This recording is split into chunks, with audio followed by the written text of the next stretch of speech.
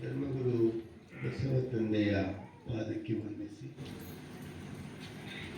ಸದ್ಗುರುಗಳನ್ನು ಸ್ಮರಣೆ ಮಾಡಿಕೊಂಡು ಪೂಜ್ಯರಿಗೂ ವೇದಿಕೆಯ ಮೇಲಿರುವಂಥ ಎಲ್ಲ ಅತಿಥಿ ಗಣ್ಯರಿಗೂ ಬಹಳ ದೂರದಿಂದ ಆಗಮಿಸಿ ನಿಮ್ಮೆಲ್ಲರಿಗೆ ಕಾಯಕ ಮತ್ತು ದಾಸೋಹ ಅರ್ಥಪೂರ್ಣವಾದಂಥ ಮಾತುಗಳನ್ನಾಡಿರುವಂಥ ಮಂಜುನಾಥ್ ಅವರಿಗೂ ಇಲ್ಲಿ ನೆರೆದಿರುವಂಥ ಎಲ್ಲ ಶರಣರಿಗೂ ಶರಣಾರ್ಥಿಗಳು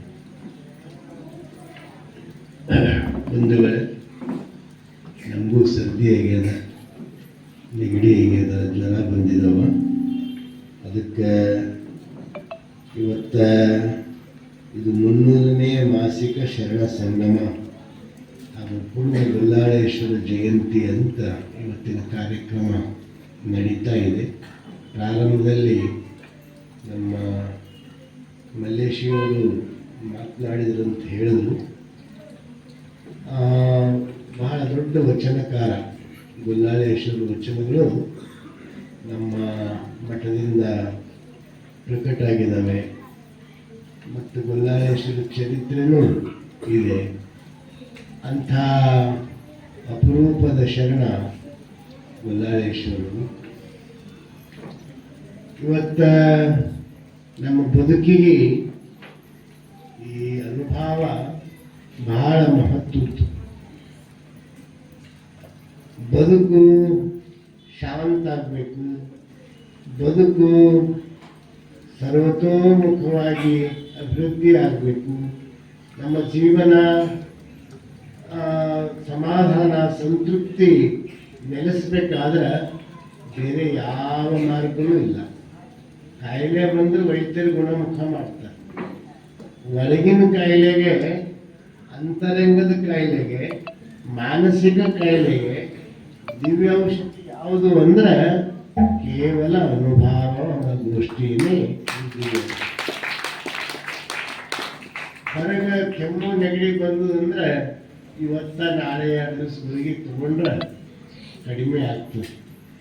ಆದರೆ ಮನಸ್ಸಿನ ಕಾಯಿಲೆಗೆ ಚಿಂತೆ, ಯಾವುದೇ ಮಾನಸಿಕ ವ್ಯಥೆ, ಅತೃಪ್ತಿ, ಅಸಮಾಧಾನ, ಇದರಿಂದ ನಾವು ತೃಪ್ತಿ ಆಗಬೇಕಾದ್ರೆ, ಇದು ಹೋಗಲಾಡಿಸ್ಬೇಕಾದ್ರೆ ಅದಕ್ಕೆ ಒಂದೇ ಒಂದು ಉಪಾಯ, ಅದು ಅನುಭವದ ಗೋಷ್ಠಿ. ಅಂಥ ಅನುಭವ ಗೋಷ್ಠಿಯನ್ನು 300 ತಿಂಗಳಿಂದ ಇಲ್ಲಿ ಮಾಡ್ತಾ ಬರ್ತಾ ಇದೆ.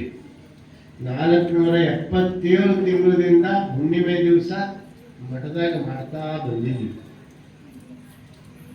ಅಂದ್ರೆ ಜೀವನಕ್ಕೆ ಅಂಥ ಅನುಭವ ಅಷ್ಟು. ಅದಕ್ಕೆ ಶರಣರು ಹೇಳ್ತಾರೆ, ಅಯ್ಯ ನಿಮ್ಮ ಅನುಭವದಿಂದ ಎನ್ನ ತನುಗುಣ ನಾಸ್ತಿ ಆಯಿತು, ನಿಮ್ಮ ಅನುಭವದಿಂದ ಎನ್ನ ಮನಗುಣ ನಾಸ್ತಿ ಆಯಿತು, ನಿಮ್ಮ ಅನುಭವದಿಂದ ನಮ್ಮ ತನು ಮನ ಭಾವದಲ್ಲಿರುವಂಥ ಕಲ್ಮಶ ಎಲ್ಲ ಕಳ್ಕೊಂಡು ಆ ಪರಿಶುದ್ಧ ಶಿವಸ್ವರೂಪಿ ಆಗೋದು ಯಾವುದು ಅಂದ್ರೆ ನಮ್ಮ ಜೀವನ. ಆ ಪರಿಪೂರ್ಣ ಶಿವಸ್ವರೂಪಿ ಆಗಬೇಕಾದ್ರೆ ಅನುಭವ ಗೋಷ್ಠಿ ಅತ್ಯಂತ ಅವಶ್ಯವಾಗಿ ಬೇಕು. ಅಂತ ಅನುಭವ ಗೋಷ್ಠಿ ನೀವೆಲ್ಲ ಮಳೆ ಇರಲಿ, ಚಳಿ ಇರಲಿ, ಬಿಸಿಲಿರಲಿ ಬರ್ತಾ ಇದ್ದೀರಿ.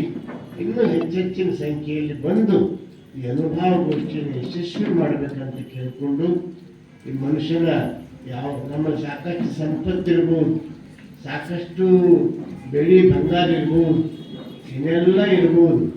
ಆದ್ರೆ ಮನಸ್ಸಿಗೆ ಸಮಾಧಾನ ಇರಲಿಲ್ಲ ಅಂದ್ರೆ ಸಂಪತ್ತು ಇದು ಏನು ಇಲ್ಲ. ಅದಕ್ಕೆ ಅಂಥ ಸಮಾಧಾನ ಸಂತೃಪ್ತಿಗೆ ಈ ಶರಣರ ಮಾರ್ಗನೇ ಬಹುಮುಖ್ಯವಾಗಿರುವಂಥದ್ದು.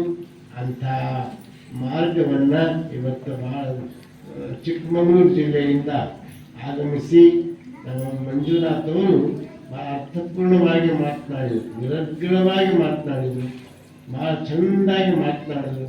ಕಾಯಕ ಮತ್ತು ದಾಸೋಹ, ಕಾಯಕ ಹೆಂಗೆ ಗಳಿಸ್ಬೇಕು ಅನ್ನೋದು ಕಲಿಸ್ತದೆ, ದಾಸೋಹ ಹೆಂಗೆ ಬಳಸಬೇಕು ಅನ್ನೋದು ಕಲಿಸ್ತದೆ. ಕಾಯಕದಲ್ಲಿ ಕಾಯಕ ಮಾಡ್ತಾ ಇದ್ರೆ ನಮ್ಗೆ ಉಲ್ಲಾಸ ಇರಬೇಕು. ಏನೋ ನನ್ನ ಕರ್ಮಕ್ಕೆ ಬಂದದಲ್ಲ, ಇದು ಮಾಡಲ್ದೆ ಭಾಗ ಇಲ್ಲಲ್ಲ, ಇದು ಹೊಟ್ಟೆ ತುಂಬಿಕೊಳ್ಳೋಕೆ ಮಾಡಬೇಕಲ್ಲ, ಅಂದ್ರೆ ಅದು ಕಾಯಕ ಆಗಲ್ಲ. ಕಾಯಕ ಮಾಡುವಾಗ ಇದು ಶಿವನ ಪೂಜೆ ಅಂತ ಮಾಡಬೇಕು, ಇದು ಪರಮಾತ್ಮನ ಪೂಜೆ ಅಂತ ಮಾಡಬೇಕು, ಇದು ಶಿವನ ಸೇವೆ ಅಂತ ಮಾಡಬೇಕು. ಅಂದಾಗ ಅದು ಕಾಯಕ. ನಿಮ್ಗೆ ಹೇಳೀನಿ 2-3 ಸಲ ಅವಾಗ ಹೇಳ್ತಿರ್ತೀನಿ. ಅನುಭವ ಮಂಟಪದಾಗ ಒಮ್ಮ ಗುರುಗಳು ನಾವು ಹೋಗಿದ್ವಿ. ಒಬ್ಬ ಬೇಸ್ಮೆಂಟ್ ಕಲ್ಲು ಕಟ್ಟಿತಾ ಇದ್ದ. ಸಹಜವಾಗಿ ಗುರುಗಳು ಇಲ್ಲೇ ಊರಿಗೆ ಹೋಗಿ ಬಂದಿದ್ರು. ಬಾ ಏನು ಮಾಡ್ತಾ ಇದ್ದಪ್ಪ ಅಂತ ಕೇಳಿದ್ರು. ಗುರುಗಳೇ ಕಾಣತ್ತಿಲ್ಲೇನು ನಿಮ್ಮ ಕಣ್ಣಿಗೆ ಕಾಣತ್ತಿಲ್ಲೇನು? ಹೊಟ್ಟಿಗೆದ ಹೊಟ್ಟಿ ಮಾಡೇಬೇಕಲ್ಲ, ಕುಂತರ ಇರ್ತದೆ, ಹೊಟ್ಟಿ ತುಂಬುತ್ತೇನು, ಹೊಟ್ಟಿಗೆ ಮಾಡೇಬೇಕಲ್ಲ ಅಂತ ಹೊಟ್ಟಿ ಬಡ್ಕೊಂಡ. ಅದೇ ಇನ್ನೊಂದು ಮೂಲಿಗೆ ಮತ್ತೊಬ್ಬವ ಕುಂತಿದ್ದ, ಕಲ್ಲು ಕಟ್ಟಿದ್ದ. ಅವಾಗ ಅವನಿಗೆ ಕೇಳಿದ್ರು, ಏನಪ್ಪ ಏನು ನಡೆದ ಅಂತ ಕೇಳಿದ್ರು. ಗುರುಗಳೇ, ನಂದು ಎಂಥ ಭಾಗ್ಯ ರೀ, ಇಂಥ ಭವ್ಯವಾದಂಥ ಅನುಭವ ಮಂಟಪ ಕಟ್ಟಂಥ ಸೌಭಾಗ್ಯ ನನಗೆ ಸಿಕ್ಕ, ಇಂಥ ಅನುಭವ ಮಂಟಪ ಕಟ್ಟುವಂಥ ಭಾಗ್ಯ ನನಗೆ ಸಿಕ್ಕ. ನಂದು ನನ್ನ ದೈವ, ನನ್ನ ಸುದೈವ. ಇಂಥ ಯಾರ್ಯಾರೋ ಪಾಲಿಗೆ ನನಗಿದು ಭಾಗ್ಯ ಸಿಕ್ಕದಲ್ಲ, ನನ್ನ ದೈವರಿ ಗುರುಗಳೇ, ನನ್ನ ಭಾಗ್ಯ ಅಂದ. ಇಬ್ಬರು ಸಾಯಂಕಾಲ ಆದ ಕೂಡಿನ 500 ರೂಪಾಯಿ ಕೂಲಿ ತಕ್ಕೋರೆ. ಅವನು ತಗೋತಾನ, ಇವನು ತಗೋ. ಅವನ ಭಾವ ಹೆಂಗದ, ಇವನ ಭಾವ ಹೆಂಗ. ಇದು ಕಾಯಕ ಯಾವ್ದಾಯ್ತದ, ಇವನ್ದಾಯ್ತದ, ಅವನದಾಯ್ತದ. ಎರಡನೇ ಒಂದು ಕಾಯಕ, ಎರಡನೇ ವ್ಯಕ್ತಿದು ಕಾಯಕ.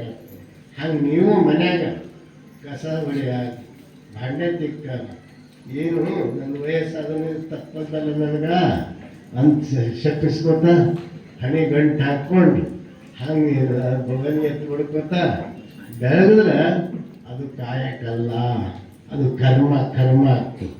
ಕಾಯಕ ಬೇರೆ, ಕರ್ಮ ಬೇರೆ.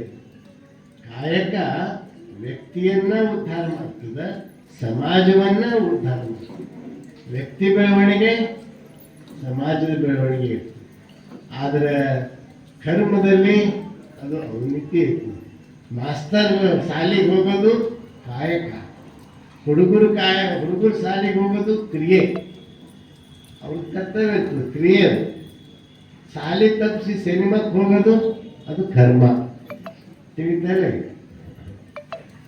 ರೈತ ಹೊಲಕ್ಕೆ ಹೋಗೋದು ಕಾಯಕ, ವಾಕಿಂಗ್ ಹೋಗೋದು ಕ್ರಿಯೆ. ಆದ್ರೆ ಕ್ಲಬ್ಬಿಗೆ ಹೋಗೋದು, ಇದು ಏನೋ ಮಾಡ್ತಾರೆ ಅದಕ್ಕೆ ಹೋಗೋದು ಅದು ಕರ್ಮ. ಅದಕ್ಕೆ ನಾವು ಕರ್ಮ ಮಾಡಲಾರ್ದೇ ಕಾಯಕ ಮಾಡ್ಲಿಕ್ಕೆ ಶರಣರು ಕಲಿಸ್ಕೊಟ್ಟಾರ. ಅಂತ ಕಾಯಕ ಅದು ದಾಸೋಹ.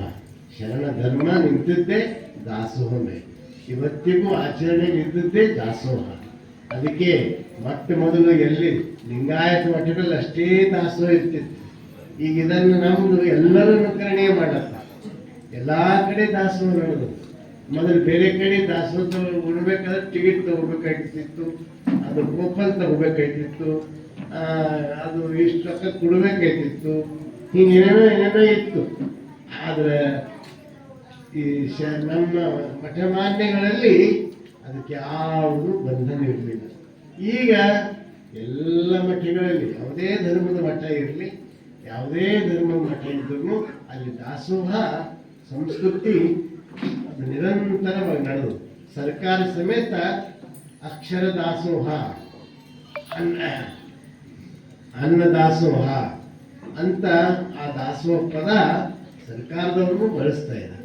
ಅಂದರೆ ಹೇಳ್ತಕ್ಕಂಥ ಶರಣರು ಕೊಟ್ಟು, ಆ ಶರಣರು ಅತ್ಯಂತ ಅಮೂಲ್ಯ ಕೊಡುಗೆ ಯಾವುದು ಅಂದರೆ ಕಾಯಕ ಮತ್ತು ದಾಸೋಹ. ಅದಕ್ಕಂಥ ಕಾಯಕ ದಾಸೋಹವನ್ನು ಬಹಳ ಅರ್ಥಪೂರ್ಣವಾಗಿ ಹೇಳಿದ್ದಕ್ಕೆ ಅವರಿಗೆ ಮತ್ತೊಮ್ಮೆ ನಿಮ್ಮೆಲ್ಲರ ವತಿಯಿಂದ ಅಭಿನಂದನೆಗಳನ್ನು ಹೇಳಿ,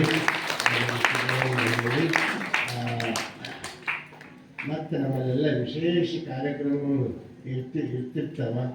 ಅವಾಗ ಮತ್ತು ಈ ಭಾಗಕ್ಕೆ ಬರಲಿ ಅಂತ ಹೇಳಿ, ಮತ್ತು ಇವತ್ತಿನ ಕಾರ್ಯಕ್ರಮದಲ್ಲಿ ಬಂದುವಂಥ ನಮ್ಮ ಮಲ್ಲೇಶಿಯವರು ಭಾಳ ಸಾತ್ವಿಕರು. ಮ್ಯಾಲೆ ಹೆಂಗೆ ಬೆಳೆನ ಬಟ್ಟಿಯವಲ್ಲ, ಅವ್ರ ಹೃದಯನೂ ಒಳಗೂ ಹಾಗೆ ಬೆಳೆದಿಲ್ಲ, ಅಷ್ಟೇ ಸ್ವಚ್ಛ.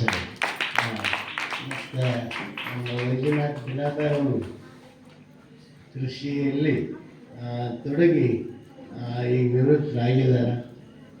ನಿವೃತ್ತ ಆದಮೇಲೆ ಅವ್ರು ಏನೇನು ಕಾರ್ಯಕ್ರಮ ಹಮ್ಮಿಕೊಂಡರು ಅದಿಷ್ಟು ಮಾತ್ರ ಕರೆ. ನಿವೃತ್ತ ಆದಮೇಲೆ ನಿರಾಶೆ ಆಗಬಾರ್ದು, ಉತ್ಸಾಹದಿಂದ ಇರಬೇಕು. ಇಷ್ಟು ದಿನ ನೀವು ಮನೆಗೆ ದುಡಿದಿರಿ, ಇನ್ನು ಸ್ವಲ್ಪ ಸಮಾಜಕ್ಕಾಗಿ ದುಡಿಬೇಕು, ಧರ್ಮಕ್ಕಾಗಿ ದುಡಿಬೇಕು ಅಂತ ಒಂದು ಮಾತನ್ನು ಹೇಳಿ ಮೊನ್ನೆ ಒಂದು ಮನೆಗೆ ಹೋಗಿದ್ದ. ಪೂಜೆ ಕರೆದಿರು, ನಿವೃತ್ತ ಆಗ್ಯಾರಂತೆ ಕರೆದಿರು. ಮುಂಜಾನೆ ಎದ್ದು ಸ್ವಲ್ಪ ನಾಷ್ಟ ತಾರ ಅಂತ ಕರೆದ. ಏನು ಆಫೀಸ್ಗೆ ಹೋಗೋರಿದ್ದೀರೇನು? ಈ ಜಲ್ದಿ ನಾಷ್ಟ ತಾರಕ್ಕೇನು ಆಫೀಸ್ಗೆ ಹೋಗೋರಿದ್ದೀರೇನು? ಅಲ್ಲಿ ಮೊಮ್ಮಕ್ಕಳಿಗೆ ಶಾಲೆಗೆ ಬಿಟ್ಟು ಬರ್ರಿ, ಬರ್ತಾ ತರಕಾರಿ ತೊಗೊಂಡು ಬರ್ರಿ, ಬಂದು ನಾಷ್ಟ ಮಾಡಿರಿ ಅಂದ್ರಿ. ನನಗೆ ಅನ್ನಿಸ್ತು, ರಿಟೈರ್ಡ್ ಆಗಿ ಮರುದಿನೇ ಹಿಂಗೆ ಚಾಲು ಆಯ್ತಲ್ಲಪ್ಪ ಪಾಪ ಅನ್ನಿಸ್ತು. ಮತ್ತು ಇಲ್ಲೇನು ನಮ್ಮ ವೈಜನಾಥ್ ಅವ್ರ ಮನೆಯಲ್ಲಿ ನಾನು ನಂಬಲ್ಲ, ಅವ್ರೇನು ಅನ್ನಲ್ಲ ಅಂತ ನಾನು ಭಾವಿಸಿದ್ದೀನಿ. ಮಹೇಶ್ ಬಲಭೀಮಯ್ಯ ಸ್ವಾಮಿಯವರು ನಮ್ಮ ಭಾಳ ದಿವಸ, ಬಲಭೀಮಯ್ಯ ಸ್ವಾಮಿಯವರು ನಮ್ಗೆ ಭಾಳ ದಿವಸದಿಂದ ಪರಿಚಯ. ಅವರು ಇತ್ತೀಚೆಗೆ ಭಾಳ ವಿವಿಧ ಕಾರ್ಯಗಳ ಮೂಲಕ ನಮ್ಮದೇ ಆದಂಥ ಛಾಪನ್ನು ಮುಗಿಸಿದ್ರೆ ಅವ್ರ ಮನೆ ಪೂಜೆ ಯಾವಾಗಲೂ ಹೋಗ್ತಿರ್ತೀವಿ. ಅವ್ರ ಕಾರ್ಯಕ್ರಮಕ್ಕೆಲ್ಲ ಆಸ್ಪತ್ರೆ ಉದ್ಘಾಟನೆಗೆ ಹೋಗಿದ್ದೀವಿ. ಪ್ರತಿಯೊಂದು ಕಾರ್ಯ ನಮಗೆ ಬಿಟ್ಟು ಅವ್ರು ಮಾಡೋಂಗಿಲ್ಲ.